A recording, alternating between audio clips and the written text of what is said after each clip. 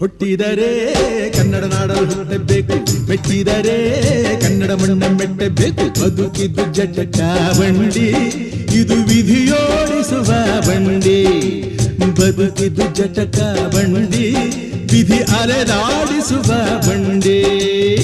ಹುಟ್ಟಿದರೆ ಕನ್ನಡ ನಾಡಲು ಹುಟ್ಟಬೇಕು, ಮೆಚ್ಚಿದರೆ ಕನ್ನಡ ಮಣ್ಣ ಮೆಟ್ಟಬೇಕು.